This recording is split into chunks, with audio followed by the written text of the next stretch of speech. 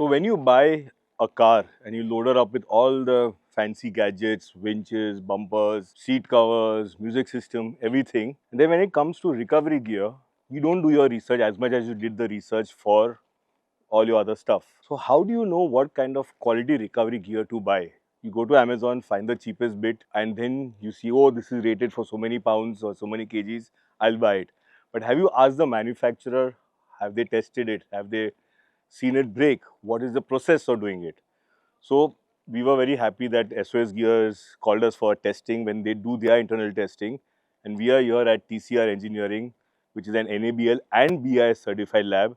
And today we're going to break soft shackles, bow shackles. They're going to break soft shackles in correct usage, in incorrect usage. We're going to test out some bow shackles, again correct usage, incorrect usage, test out cheap shackles and see how they perform and see exactly what goes on. So from what I heard, SOS Gear takes a percentage of all its products, does destructive testing, does continuous cycle testing, a lot of testing before it comes onto the market, because these things can kill and you don't want to have unrated equipment which will definitely cause problems.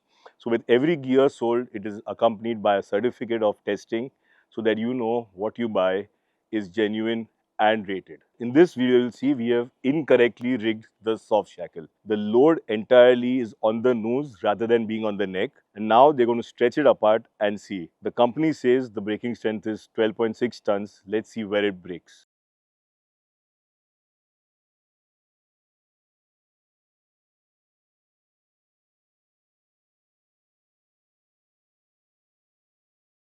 Oh, and it broke at around 12 tons, which is not bad even on incorrect usage. Next one, we will rig it in the correct manner and see how that happens.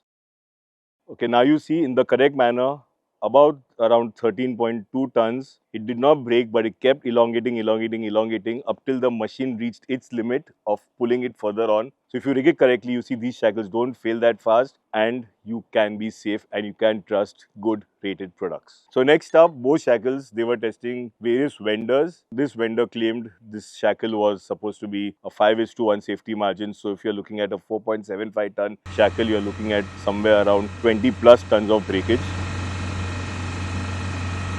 But as you can see, this one just broke at 13 tons. So it's definitely 2.5 times more than the rated WLL, but we are not happy with it. So definitely this vendor is blacklisted, and then we're going to take another vendor's shackle and again we're going to break it and see what happens with that. In the next one, we rig the same shackle with side load.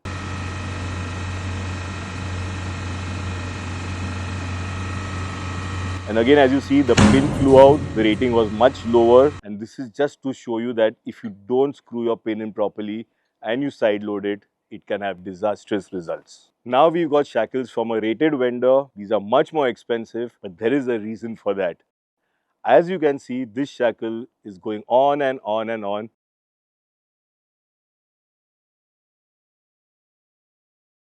And now you can see it's just elongated, it's now breaking, but the machine has reached its capacity. So once our tests are done, you can see this one was basically incorrectly loaded with all the load on the nose. What we are happy is the knot integrity held. Most of the cheap shackles, the knot will come off and this will not break. You want this to break before the knot integrity goes. So a double overhand knot is always good. This has frayed, breaking ton of 12.6 tons. We are good to go. This one, as you can see, did not break. It just got stretched, elongated because this was rigged correctly here and kept going on and probably would have broken after a couple more tons, but the machine just ran out of pulling space out here. So again, these are validated. We're very happy. This one, as you can see, it's completely broken and broke at a very low rating. Not happy with it. Pin was bent at around 13 odd tons and this broke sharp edges. So this, although it's exceeded its working load limit, it's not exceeded its safety margin. So we will not be going ahead with these shackles. This one was side loaded. You can see the pin is completely sheared off and this has also bent out of shape. Even the threads out here have sheared a bit. So side loading, not good. These are from the new vendor. These are rated, so they have on straight load, these years have stayed the same, but this has bent out of shape. So these have taken 20 odd tons and have still not broken, and this is what we are looking at. So this is like good, this is bad.